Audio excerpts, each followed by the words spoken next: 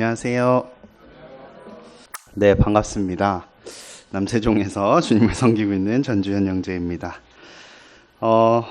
제가 상철 형제 결혼식에 갔었는데 몇 분 뵙지는 못했는데 얼른 다른 곳으로 가느라고 그때 반가운 또 얼굴들을 뵈어서 좋았습니다. 기훈 형제님도 잠깐 인사를 드렸었는데 오늘은 안 계시네요. 거기서 이제 봉투에다가 이제 전주현 배수정 쓰고 이제 교회 이렇게 쓰잖아요. 근데 서를 쓴 거예요. 난 서울 잠실 교회가 아닌데 서 해서 멈칫하고 세로 바꾸고 네, 그래서 봉투를 그렇게 썼던 것 같습니다. 그 충청 연합 수양회를 1박 2일로 이제 다녀왔었는데 거기에 여러 이제 교회 형제자매님들 계시고 또 제가 오프라인으로는 처음 뵙는데 이제 온라인으로 함께 그 부부 생활 세미나, 부부 교육 세미나 예전에 한번 들었던 적이 있어요. 코로나 때. 그때 같이 들었던 이제 형제님이 인사하시고 이제 다른 지역 교회 형제님들이 또 인사하시고 이렇게 해주셔서 되게 반갑습니다 하고 인사하는데 저도 모르게 저 세종 이렇게 습관이 이렇게 무섭습니다. 제가 11월 둘째 주에 내려간 것 같은데 지금 벌써 한 11개월 정도 됐네요. 11개월 정도 됐는데 아직 입에 붙은 말의 습관, 행동의 습관, 이 손에 남아있는 습관 이런 것들이 아직 참 안 바뀌는 것 같습니다. 어디 가서도 소개할 때 이제 서울 계속 이게 나와서 좀 골치가 아프지만 계속 여기서만 좋죠. 밖에 가면 아니에요. 그래서 습관이라는 것이 이렇게 남아있는 것 같습니다. 여러분들도 습관을 많이 갖고 계시죠? 말의 습관, 감사드릴 때 이렇게 자주 나오는 습관들, 그리고 뭐 행동, 이런 습관들, 그리고 아침에 일어나자마자 기도하는 습관을 가지신 아주 멋진 성도님들도 계시고, 그렇지만 이 습관을 잘 들이는 것이 참으로 중요하고 아이들 특별히 키울 때 좋은 습관으로 교육하는 것이 나중에 그 습관이 몸에 밴 채로 행동하다 보면 그것이 내 마음을 또 생각을 움직여서 더 좋은 길로 인도하는 것 같습니다. 우리 아들이 이제 태어나서 이제 처음 보신 분들도 있을 텐데 하정입니다. 전하정. 그래서 이름이 정으로 끝나서 동그랗게 끝나는데 얼굴도 동그랗고 눈도 동그랗고 입도 동그랗고 그렇습니다. 하정이가 참 감사해요. 너무 순해서 첫째보다 조금 더 순해서 눕혀놓으면 자고 밤에도 통잠을 잘 자고 9시에 자면 7시에 울지도 않고 깨고 감사합니다. 하윤이와는 너무 다른 것 같아서 적응이 안 되는데 한편으로는 너무 무거워서 원래 이런가 싶기도 합니다. 하윤이는 돌 때까지 10kg가 안 됐고 뭐 9kg 이랬던 것 같은데 하정이 벌써 9kg 가까이 되는 것 같아요. 안아보면 아직 6개월 이유식도 안 먹었는데 엘리베이터 타고 내려가다 보면 같은 동에 사시는 아주머니들이 이유식을 참 잘 먹나 봐요 라고 인사를 하시는데 아직 5개월이에요 라고 하면 더 놀라시고 하윤이 보면서 너는 돌이 지났는데 말을 참 잘하는구나 하는데 얘 3살 넘었어요 하면 그것도 놀라고 그렇습니다. 하윤이 눈 치료는 계속 하고 있습니다. 서울의 병원도 한번 왔다 갔었는데 다행히 가림 치료의 효과가 나타나고 있는 것 같다라고 확인을 해주셔서 계속 가림 치료를 진행을 하고 있습니다. 어떤 아이들은 갑자기 눈이 이렇게 벌어져서 급하게 수술을 하는 경우도 있다고 해요. 그런데 다행히 저희 아이는 점점 좋아지는 과정에 있는 것 같다라고 해주셔서 계속 가림 치료하면서 1, 2년에 한 번씩 서울에 있는 병원을 왔다 갔다 할 것 같습니다. 제가 벌써 회사 생활을 한 지 11개월이 되었습니다. 1년 가까이 회사를 다녔고 일이 정말 많아지는 것 같습니다. 연말이 되면 더 바쁘고 해서 거의 매일 야근을 하는 것 같고, 정말 바쁜 직장 생활과 또 가정 생활을 하고 있습니다. 남세종 교회는 최근에 예배당을 하나 공실이 나서 바로 맞은편에 지금 있는 예배당 공간은 구입을 한 곳이고 맞은편에 한 칸을 추가로 임대를 했습니다. 구매를 할까도 했는데 이제 지금 세종 건물들이 공실이 워낙 많고 그래서 지금 사는 것은 좀 손해일 것 같다. 그래서 임대를 일단 하기로 하셨고요. 그래서 그 임대한 한 30평 정도 되는 공간에 이제 주일학교, 학생회, 그리고 수유실, 그리고 탁구 칠 수 있는 곳에서 만들어 놨습니다. 다 성도님들이 한 달 동안 직접 페인트 칠도 하시고 장판도 까시고 뭐 배선도 다 하시고 그래서 한 달 정도 준비한 끝에 이제 앞에 있는 새로운 호실에 들어가서 아이들을 거기다 풀어놓고 있으니까 정말 조용하고 좋더라고요. 잠실교회도 항상 그 예배당 이전에 관한 기도의 제목을 늘 갖고 계시고 또 얼마 전까지도 예배당을 옮길 것인가 이런 논의도 하셨던 걸로 알고 있는데 계속 기도하고 있고 주님께서 좋은 곳으로 또 주실 때까지 잘 준비하시면 좋겠습니다. 9월 말 정도 중순 지나고부터 저와 동욱 형제가 같이 청년부 교제를 같이 참여를 하고 있습니다. 동욱 형제는 지금 일 때문에 바빠서 아직 잘 못 들어오고 있긴 하는데 이제 명절이 끝나면 같이 있을 것 같고요. 교사 형제님이 한 분 계시고 저희 둘이 아마 보조로 들어가서 이제 같이 청년부를 계속 섬길 것 같습니다. 내년에 또 어떻게 될지 모르겠지만 청년부 하는데 매주 말씀 요절을 하나씩 외우더라고요. 그래서 저보고 또 외우라고 했으면 뛰쳐나가려고 했는데 다행히 저에게는 그런 것을 이제 말을 하지는 않는데 옆에 계신 교사 형제님이 다 외우시더라고요. 그래서 그냥 외워야 하는 거구나 라고 생각하고 있습니다. 청년들 오니까 여기 칠판에 뭐 신명기 말씀들 쭉 써있던데 외우려고 써놓은 거 맞죠? 질 수 없잖아요. 그죠? 남세종 청년들은 분기에 한 번씩 말씀 요절 이렇게 써서 점수해서 상도 받아가던데 그렇다는 것을 알려드립니다. 아시겠죠? 기훈 형제님 차 운전하시면서 잘 생각해 보십시오. 청년의 이제 교제도 참여할 뿐만 아니라 남세종교회가 이제 제가 내려가고 나서 이제 다른 기혼 30대 가정들이 좀 많이 더해졌어요.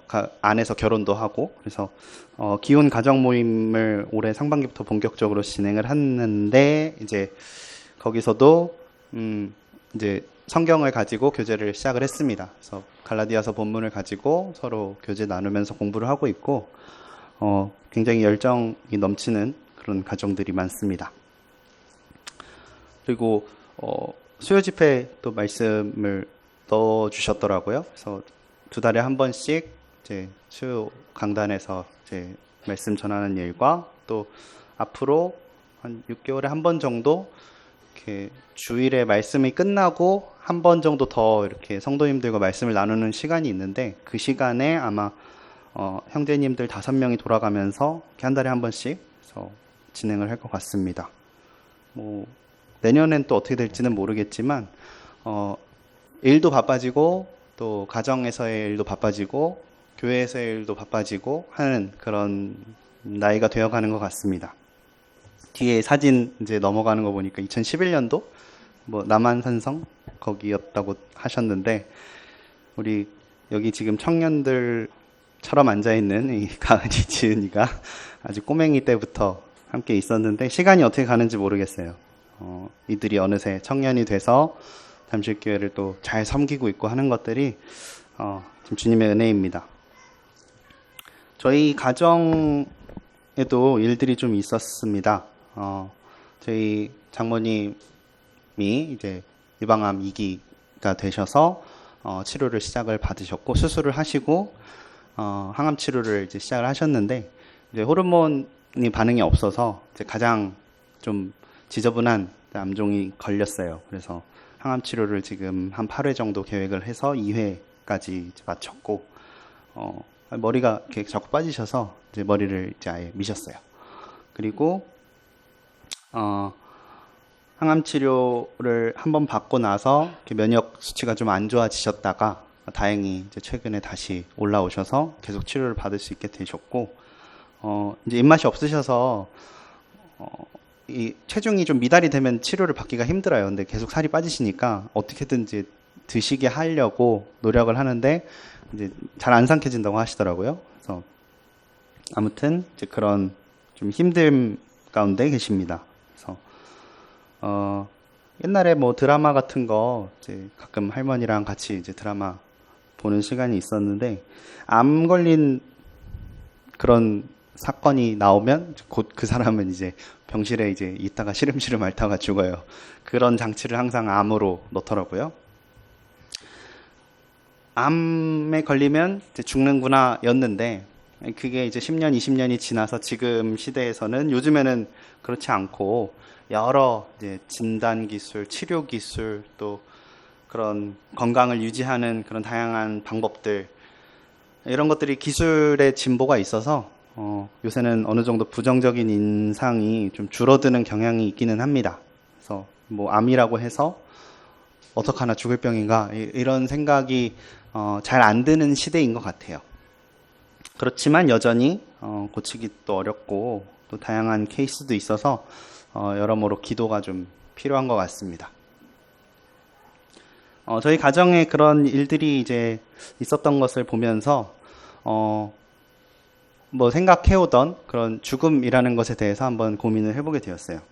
히브리서 9장 27절에 보면 한번 죽는 것은 사람에게 정해진 것이요 그 후에는 심판이 있으리니라고 유명한 말씀이 쓰여져 있습니다. 여기 보시면 한번 죽는 것은 사람에게 정해진 것이요 정해진 것이라고 나와 있습니다. 그리고 사실은 언어적 표현으로는 여기까지만 정해진 것처럼 보이지만 그 후에는 심판이 있으리니도 어떻게 보면 정해진 것이요에 수식을 받는 그런 문장이라고 생각을 하셔도 될 것 같습니다. 한 번 죽는 것도 정해져 있고 그 후에 심판도 예비가 되어 있고 정해져 있다.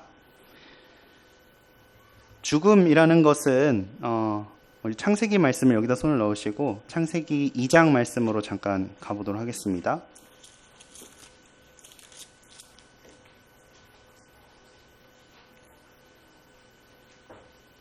죽음이라는 것이 처음 등장한 구절이기도 하고 하나님께서 강하게 말씀하신 부분입니다. 창세기 2장 17절 말씀 같이 읽겠습니다. 선악을 알게 하는 시작. 선악을 알게 하는 나무의 열매는 먹지 말라. 네가 먹는 날에는 반드시 죽으리라 하시니라. 죽음이라는 것은 하나님께서 지정해 놓으신 약속이었어요. 이것을 먹는 날에는 내가 정령 죽으리라. 반드시 죽는다. 하지만 이것을 먹지 않았으면 그것이 우리에게 찾아오지 않았겠죠. 그러나 먹었습니다. 먹게 되었고 결국 로마서 6장에 나온 대로 죄의 값은 사망이요 라는 말씀처럼 하나님의 말씀에 불순종한 대가로 우리에게 죽음이 찾아왔습니다. 이 말씀대로 이것을 먹으면 죽는다. 먹지 말라는 뜻이었는데 먹게 되었고 하나님의 말씀에 불순종하게 되었고 그래서 우리에게 죽음이 찾아왔습니다. 창세기 4장 오셨으니까 살펴보시면 4장 8절에 잘 아시는 그 가인과 아벨 이야기가 나옵니다. 가인이 그의 아우 아벨에게 말하고 그들이 들에 있을 때에 가인이 그의 아우 아벨을 쳐 죽이니라. 인간이 불순종한 하나님의 말씀에 불순종해서 선악과를 따먹고 그로 인해 죽음이 그날 즉시 찾아온 이후에 성경이 기록한 첫 번째 범죄는 죽음과 관련이 있습니다. 자신이 아끼는 동생을 죽인 살인 사건이 일어났습니다. 또 창세기 3장에 보시면 3장 21절에 여호와 하나님이 아담과 그의 아내를 위하여 가죽옷을 지어 입히시니라. 하나님께서 인간이 불순종한 이후에 성경이 기록한 첫 번째 은혜, 하나님의 첫 번째 은혜도 이 죽음을 가리기 위해서 온 것입니다. 그리고 이 은혜도 죽음에서 왔습니다. 여호와 하나님이 가죽옷을 지어 입히시니라. 가죽이 어디서 왔겠어요? 가죽을 취하기 위해서 한 생명의 죽음이 필요했던 것입니다. 우리의 불순종을 가리기 위해서 성경이 기록한 첫 번째 은혜도 이러한 죽음에서 비롯된 것입니다. 창세기 4장의 4절에 보면 아벨은 자기도 양의 첫 새끼와 그 기름으로 드렸더니 여호와께서 아벨과 그의 제물은 받으셨으나 라고 나옵니다. 인간의 불순종 이후에 성경이 기록한 첫 번째 예배 역시도, 하나님이 받으신 첫 번째 예배 역시도 죽음에서 비롯이 되었습니다. 우리가 느낄 때 죽음이라는 것은 하나님께서 우리 인간에게 무조건적으로 주신 그런 운명과도 같은 것이기도 하고, 남아있는, 이 살아있는 사람들과 이별하는, 그러나 다시 만나기 어려운, 우리가 살아있는 동안에는 다시는 만날 수 없는 그런 단절이라고 생각합니다. 성경은 이러한 단절을 믿는 우리에게는 잠자는 것이라고 표현을 하기도 합니다. 그리고 죽는 것에는 우리가 순서가 없다고들 어르신들이 많이 말씀을 하시죠. 태어나는 것에는 순서가 있지만 죽는 것에는 순서가 없다. 순서만 없지 우리가 맞이할 것은 분명하다. 오늘 이 시간 죽어도 전혀 이상할 것이 하나도 없다. 이러한 생각을 좀 해보게 됩니다. 그러면서 성경에서 이야기하는 이 죽음, 그리고 죽음을 앞에 둔 사람들이 어떤 태도를 보였는가 좀 찾아보게 되었어요. 아까 보셨던 창세기 4장 말씀에 보시면 가인은 아벨을 죽인 이후에 하나님 앞에서 어떻게 고백하냐면 4장 13절, 14절 이렇게 보면 주께서 오늘 이 지면에서 나를 쫓아내시온 줄 내가 주의 낯을 배우지 못하리니 내가 땅에서 피하여 유리하는 자가 될지라. 무릇 나를 만나는 자마다 나를 죽이겠나이다. 여기서 느껴지는 감정은 가인은 두려움을 느낀 것 같습니다. 당연하죠. 아브라함도 한번 보실까요? 아브라함도 창세기 12장 12절에 보면 이제 아브람이죠. 아브람이 하나님의 말씀을 따라 하란을 떠나고 조카 롯과 함께 이제 모든 소유를 모아서 떠난 가운데 애굽으로 이제 내려가게 됩니다. 그곳에서 아내 사레에게 말하되 내가 알기에 그대는 아리따운 여인이라 애굽 사람이 그대를 볼 때에 이르기를 이는 그의 아내라 하여 나는 죽이고 그대는 살리리니. 이게 결국 사레를 자기 누이라 하라라고 이제 거짓말은 뭐 아닐 수 있겠지만 이렇게 속이게끔 유도한 이유는 아브람이 나는 죽이고 그대는 살리리니. 물론 이제 남아있을 가족들을 걱정하는 마음도 있었겠지만 죽음이라는 것은 모두에게 이런 두려움, 알 수 없는 그런 두려움을 갖게 하는 것 같습니다. 찾아보지는 않겠지만 뭐 야곱 역시도 죽음이 두려워서 형이 두려워서 피하게 되었고요. 그리고 창세기 조금 더 지나가셔서 창세기 19장에 보시면 조카 롯이 이제 나오게 되는데 19장 14절에 보시면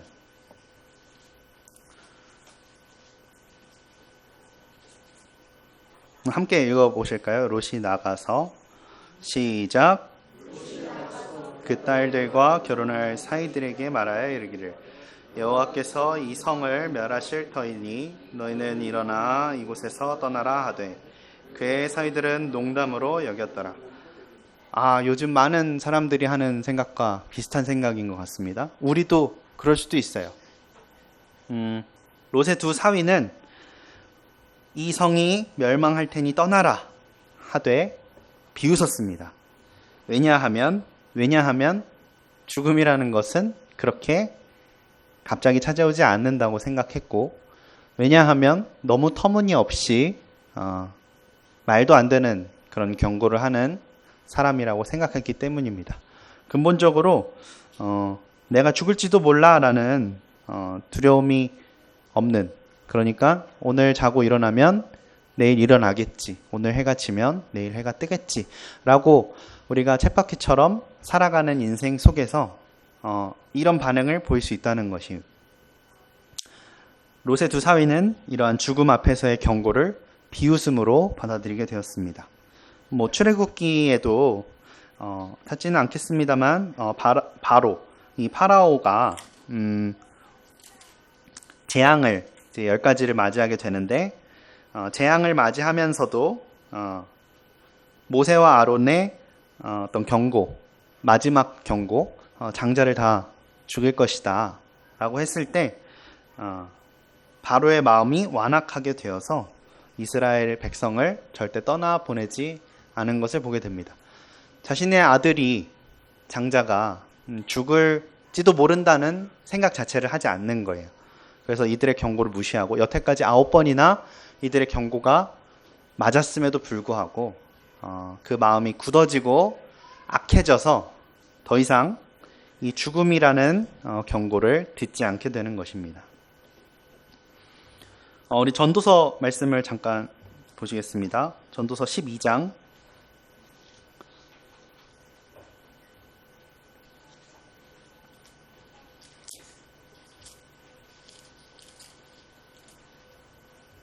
1절 2절 함께 읽도록 하겠습니다. 너는 시작. 너는 청년에 대해 너의 창조주를 기억하고 곧 공부한 날이 이르기 전에, 나는 아무나게 없다고 할 해들이 가깝기 전에, 해와 빛과 달과 별들이 어둡기 전에, 비 뒤에 구름이 다시 일어나기 전에 그리하라. 솔로몬은 이제 이 전도서를 썼을 때 많은 청년의 때 그리고 중년의 시절을 거쳐서 인생을 돌아보면서 전도자로서 말씀을 기록한 것으로 분별합니다. 솔로몬은 인생을 돌아보면서 자신의 아름다웠던 젊은 시절과 강했던 그 이스라엘의 시대와 또한 여러 처와 첩과 또 후궁을 거느리며 온갖 재물과 또 안 해본 것이 없고 즐기지 못한 것이 없다라고 고백하면서 마지막에 후회의 말을 남깁니다. 인생을 이제 노년을 맞이하면서 돌아보며 나는 청년의 때에 창조주를 기억하지 못했구나. 젊은 시절에 이러한 것들을 깨닫지 못한 후회와 또 경고의 말씀을 기록한 것을 보게 됩니다. 왜냐하면 우리는 죽음이 아주 멀리 있다고 생각하기 때문에, 아주 나는 늦게 늙을 거야 라고 생각하기 때문에, 나는 곱게 늙다가 주님 나라 갈 거야. 70이요 강건하면 80인데 의료기술을 포함하면 90, 100살까지 살 거야 라고 생각을 하기 때문에 이러한 후회를 노년에 들어서야 하게 되는 것 같습니다.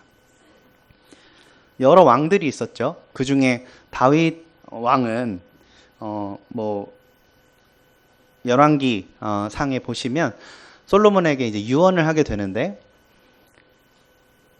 하나님을 경외하고 악에서 떠나고 지혜와 분별로 하나님을 경외하고 하나님의 말씀대로 순종하면 내 날이 길 거고 이 나라가 강하게 될 거고 평생 하나님의 영광이 그리고 왕위가 떠나지 않을 것이다 라고 기록합니다.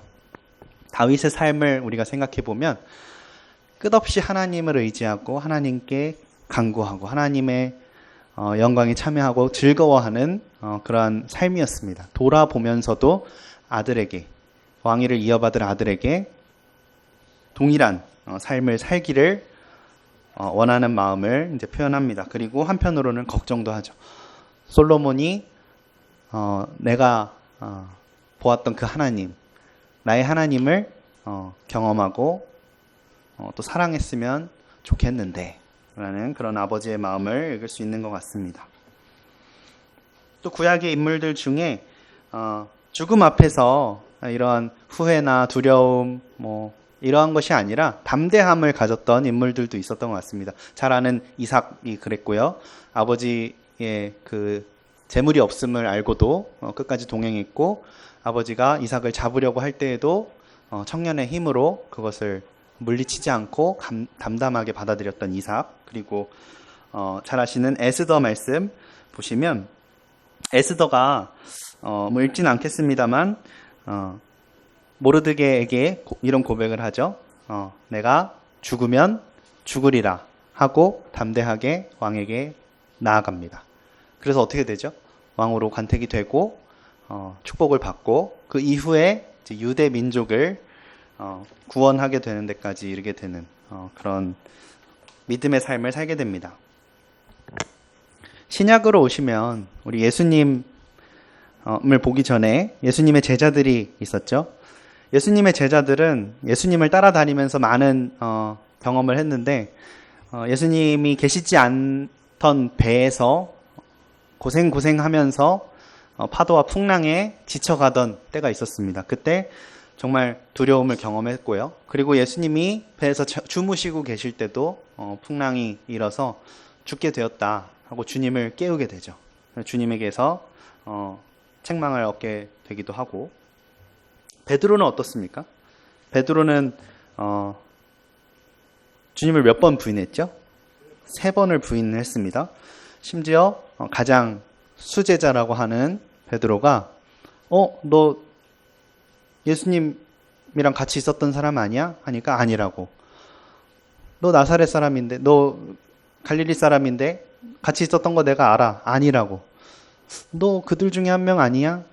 했을 때 저주하며 욕하며 그들을 도망치듯 벗어났던 죽음이 두려웠던 그 베드로의 모습을 보게 됩니다. 하지만 주님께서 죽으시고 부활하시고 일시의 모습을 보이셨을 때 그 이후에 제자들에게 성령을 주신 그 이후에 베드로는 감옥에서 잠을 자는 강심장이 됩니다. 감옥에 가둬놨더니 자고 있었어요. 천사가 쿡쿡 찔러서 깨워요. 해서 내가 자고 있는 건가? 꿈을 꾸는 건가? 하고 문이 열려서 나가자 하고 나가다가 보니까 감옥 밖으로 나오게 된 그런 베드로의 모습도 우리가 볼 수 있습니다. 바울은 어떻습니까? 바울도 감옥에서 잤는지는 모르겠는데 감옥에서 노래를 부른 사람이기는 해요. 사도행전 16장에 보시면 감옥에 잡혀서 이제 바울이 옥에 갇혔을 때 그 발을 착고에 든든히 채웠는데 한밤중에 바울과 실라가 기도하고 하나님을 찬송하며 죄수들이 듣더라. 이렇게 나와 있습니다. 감옥에 갇혀서 이제 어떻게 될지도 모르는 두려움이 엄습하는 상황에서도 바울은 찬송을 부르고 하나님을 찬양했어요.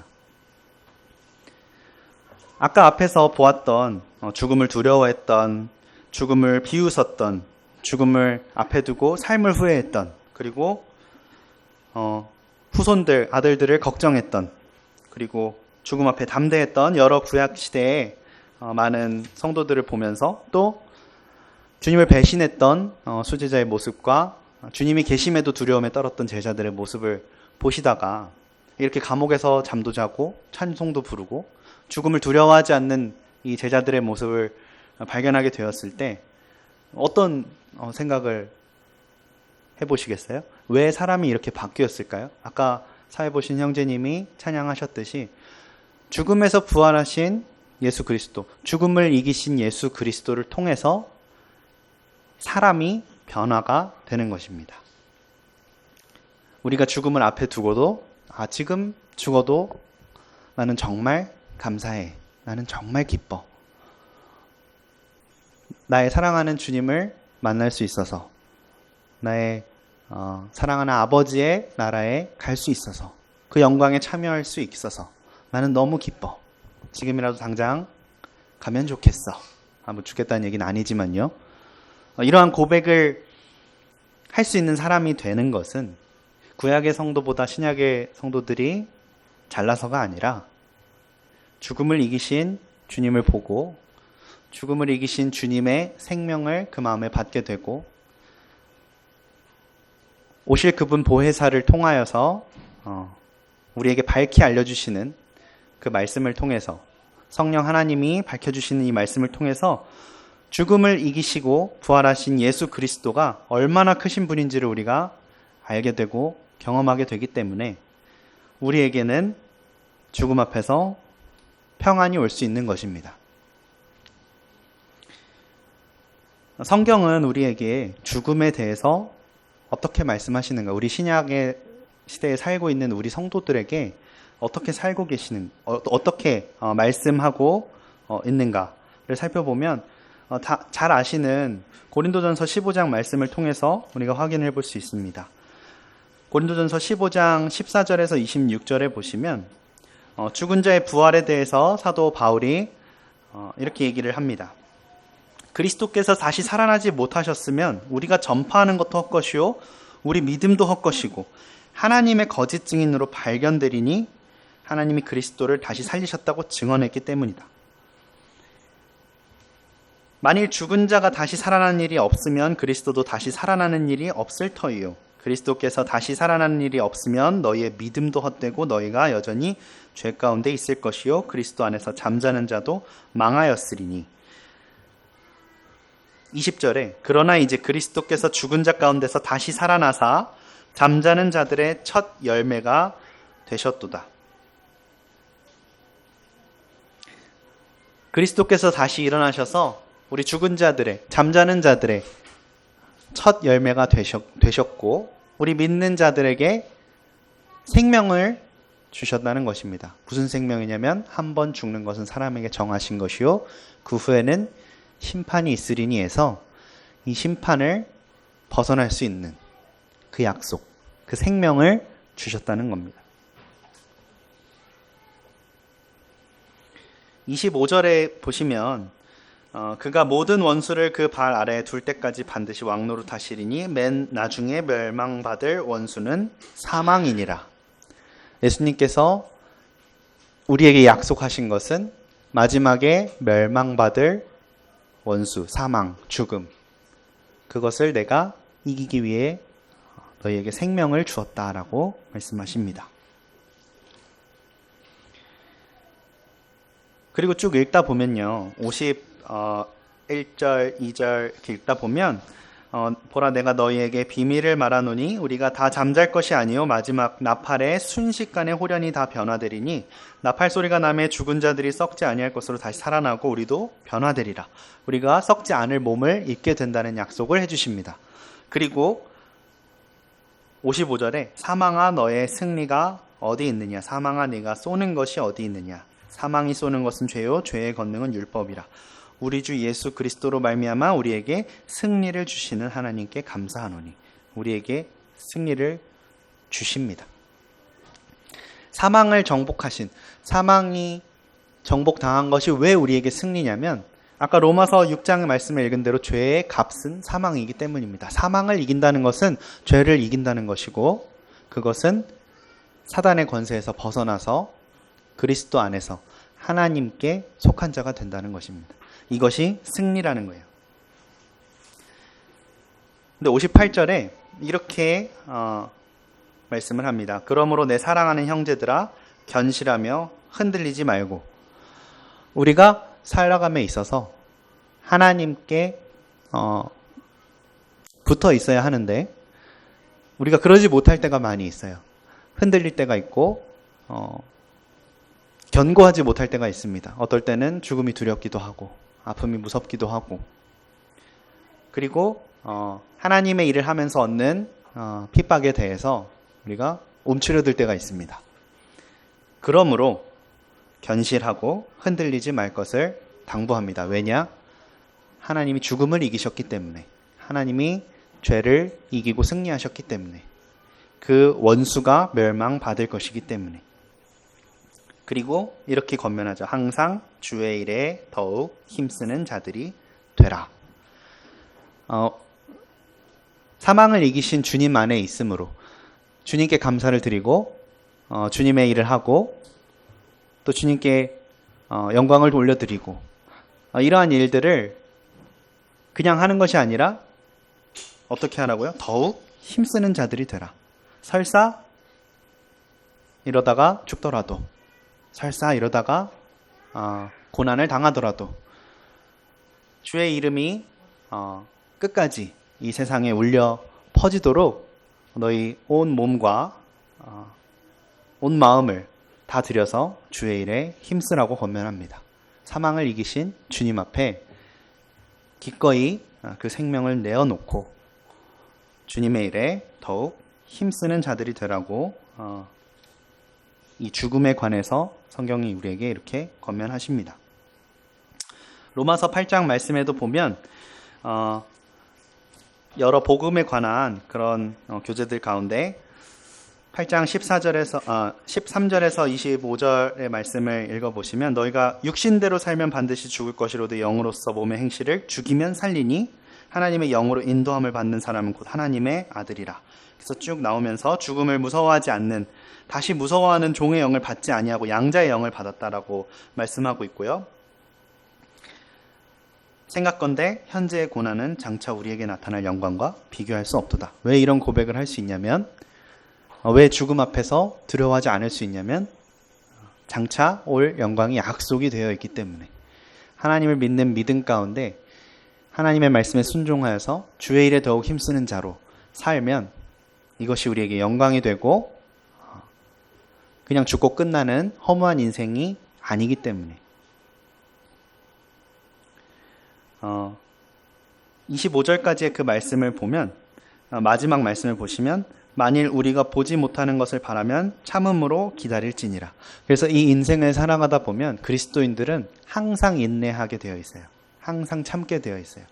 죽음 앞에서, 고난 앞에서, 또 유혹 앞에서 주님의 말씀을 순종함에 있어서 우리가 인내하고 견디고 절제하고 참는 것, 주님의 오심을 바라보고 기대하며 간절히 소망하는 것. 그러나 인생을 살아가면서는 우리가 주님을 얼굴로 만나볼 수 없잖아요. 참고 기다리고 인내하는 것.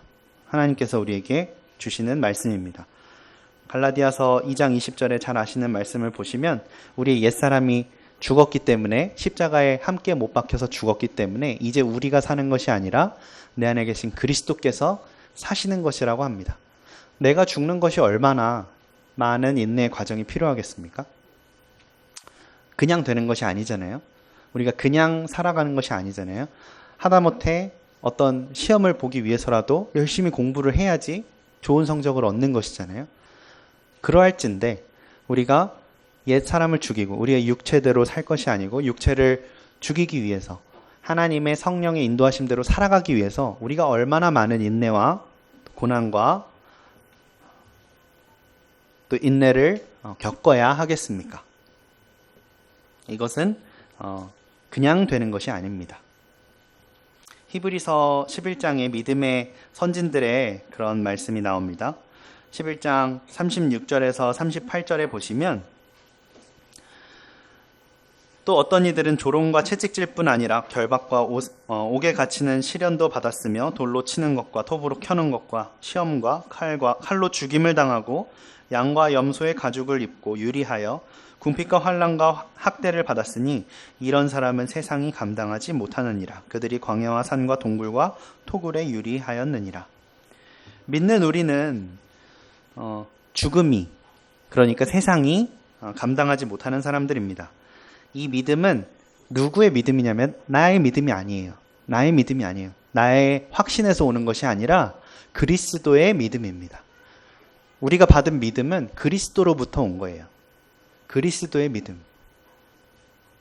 죽음을 이기신 유일한 분의 그 믿음. 그분과 동일한 길을 걷게 하시는 하나님의 믿음. 우리 자신의 확신, 나의 강한 의지, 이러한 것에서 오는 것이 아니라 예수 그리스도의 믿음, 하나님을 향한 예수님의 그 믿음이 우리에게 있다는 거예요. 예수님의 믿음이. 그러니까 우리가 이런 삶이 가능해진다는 것입니다. 우리가 더 참고 의지적으로 행하고 하나님의 일을 감당하고 주의 일에 힘쓰려고 하면 할수록 어떨 때는 내 육신의 의지대로 나의 강한 자아의 능력대로 행할 때가 많아요. 그러나 그것이 아니라 우리에게 주어진 이 주의 일을 힘쓰는 힘의 원동력은 그리스도의 믿음이라는 것입니다. 하나님께서 우리에게 주신 믿음. 예수님께서 이 세상에서 우리에게 보여주신 그 믿음. 아버지를 의지했던 아들의 믿음. 그래서 디모데 후서에 보시면 사도 바울이 이러한 믿음으로 살면서 이제 마지막을 앞두고 이렇게 고백합니다. 디모데후서 4장 6절에서 8절의 말씀을 보시면 함께 읽으면 좋겠습니다. 역본이 조금 다르더라도 함께 읽으면 좋겠습니다. 디모데후서 4장 6절에서 8절 말씀. 전제와 같이 시작. 전제와 같이 내가 벌써 부어지고 나의 떠날 시간이 가까웠도다. 나는 선한 싸움을 싸우고 나의 달려갈 길을 마치고 믿음을 지켰으니 이제후로는 나를 위하여 의의 면류관이 예비되었으므로 주 곧 의로우신 재판장이 그날에 내게 주실 것이며 내게만 아니라 주의 나타나심을 사모하는 모든 자에게도니라. 바울은 갇히고 결박되고 이제 내 근처에 남아있던 나의 동역자들과 사역자들도 다 떠나고 신뢰하던 형제들도 심지어는 세상으로 떠나고 어떤 자들은 데리고 다니고 싶었지만 그 지역의 일꾼을 감당하기 위해서 남겨두고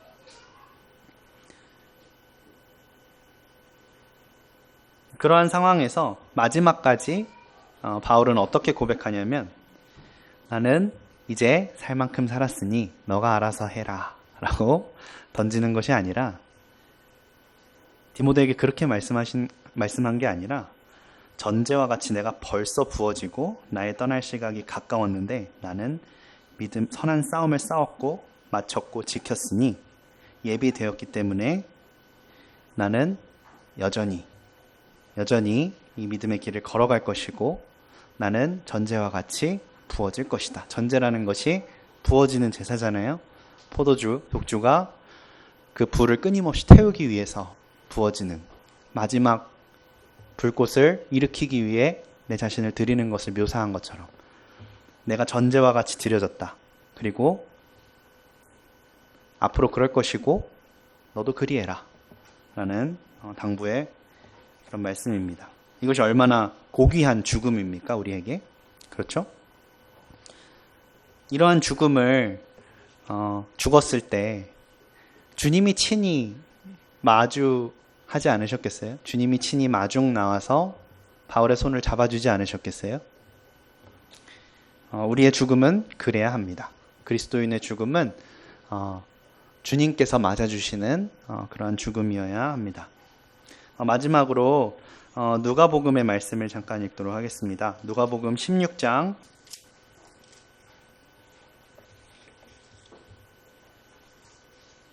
19절에서 31절의 말씀입니다. 읽지는 않을 거고 잘 아시는 말씀입니다. 부자와 나사로의 이야기입니다. 부자는 안 죽을 줄 알았겠죠. 그런데 나사로도 죽고 좀 있다가 부자도 죽었어요. 그래서 눈을 뜨니 너무 고통스러운 고통 가운데 있는 거예요, 부자가.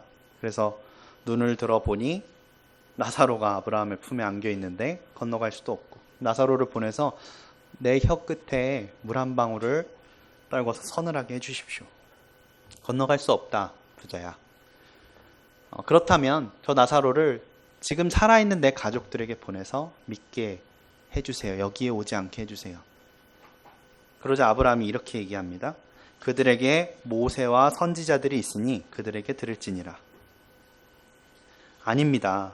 그 부자가 죽은 자에게서 가는 자가 있으면 회개할 겁니다. 31절에 모세와 선지자들에게 듣지 아니하면 죽은 자 가운데 살아난 자가 있을지라도 권함을 받지 않을 것이다.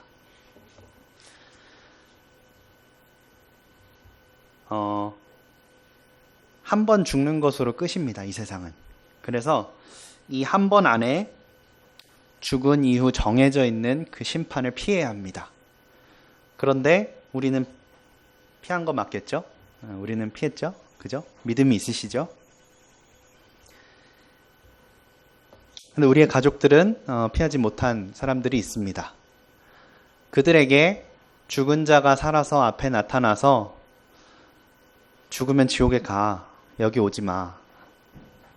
하나님을 믿고 구원 받아야 해. 라고 이야기해도 안 믿는 사람들이라는 거예요. 이 세상 사람들이. 그럼 그들을 위해서 우리가 어떻게 복음을 전하고 어떻게 기도해야 하겠습니까? 죽은 자가 살아나서 저들에게 전도를 해도 듣지 않는 사람들에게 우리는 어떤 모습을 보여야 하고 어떤 사람으로 보여지며 우리를 통해서 어떻게 저들에게 전도를 해야 할까요? 말의 뛰어남과 어떤 언변의 출중함으로 하는 것이 아니라 정말 하나님의 마음으로 간절히 기도하고 야, 죽은 자가 살아나도 될까 말까 한 전도를 내가 하고 있네? 감사하는 마음으로 해야 할 것이고 간절한 마음으로 정말 죽는 것 같이 믿지 않는 자들에게 섬김과 사랑을 베풀어야 할 것입니다. 그렇지 않으면 듣기가 어려워요. 우리 결혼한 상철 형제, 내가 맨날 말해서 미안하지만 발 씻어준 형제예요. 우리가 학생회 청년회 때 같이 프로그램 짜다가 뭐 할까 하다가 세족식을 한번 합시다 해서 청년들이 그래? 그러면 담당자 한 명씩 정해서 학생들 우리 발 씻어주자 해서 제 담당이 이제 상철이가 그 당시 이제 학생이었던 열심히 씻겨줬는데 그리고 구원 받는 데까지 10년이 넘었죠. 이런 거예요. 발 씻겨줘도 소용없어요. 그 정도는 안 된다는 겁니다. 그 정도는 안 돼요. 눈물로 기도하고 사랑으로 섬기고 밥 사주시고 어떤 교회 형제님이 그랬죠. 평균적으로 20번, 30번 정도 밥을 사줘야지 교회에 더해지거나 혹은 말씀을 듣는 구도자가 되거나 혹은 구원 받는다고. 우리에게 주어진 이 72억 강건하면 80인 인생, 어쩌면 건강하게 살 수 있으면 정말로 감사한 이 인생인데 그렇지 않다 할지라도 우리에게 남은 인생을 어떻게 보내실 겁니까? 솔로몬처럼 일했을 것을 후회하고 보내실 겁니까? 아니면 바울처럼 내가 계속 부어져야 하겠다라고 보내실 겁니까? 계시록 말씀에 보면 뭐라고 나와 있냐면요. 이제 우리에게 주어진 마지막 계시의 말씀에는 20장 15절에 누구든지 생명책에 기록되지 못한 자는 불못에 던져지더라 라고 나와 있습니다. 휴, 다행이다. 난 아니다. 라고 생각하시면 안 되고요. 물론 그것 좋지만, 다 좋지만 믿는 우리에게는 이 죽음이라는 것 그리고 부활이라는 것이 위로가 되고 권면이 되고 교훈이 되고 평안이 될지라도 믿지 않는 저들에게 전도의 계기가 되어야 합니다.